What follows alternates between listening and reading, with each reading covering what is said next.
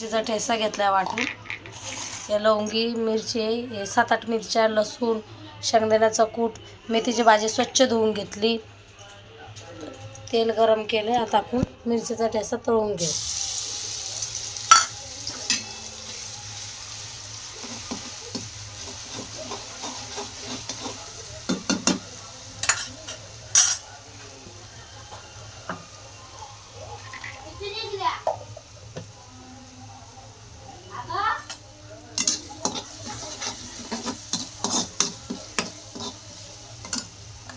मिरचीचं बघा लग्नाचा सगळं नमक सुटलाय.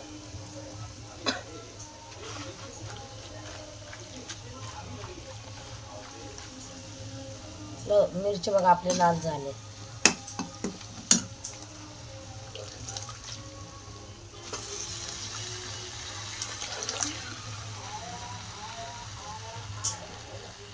आता सध्या मेथीची भाजी खूप महाग आहे.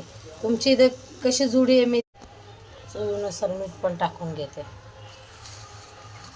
मेथीची भाजीत मीठ कमी टाकायचं, कारण तर ती भाजी ना सुकून एकदम थोडीच होती, जास्त होत नाही. त्यामुळे मीठ कमी घ्यायचं, कारण की भाजीचं प्रमाण हे शिजून एकदम कमी होतं. त्यात आपण मीठ जर आपण त्या प्रमाणे टाकलं तर ती भाजी खरट होते. म्हणून भाजीत मीठ कमीच घ्यायचं. त्याच्यात मी कमीच घेतलं बघा मीठ. ही शिजून एवढीच होणार भाजी, म्हणून मीठ आपलं थोडंसं कश टाकायचं. मस्त हिला परतून घेऊ. आणि भाजीत कधी पण तेल थोडं जास्त टाकायचं.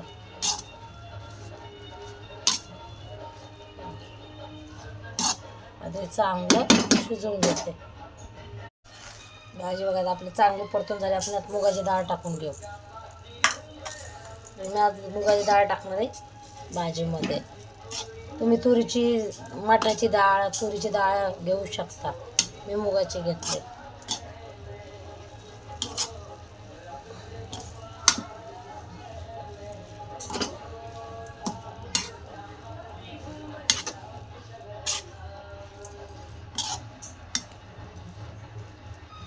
शिजून घ्यायचं.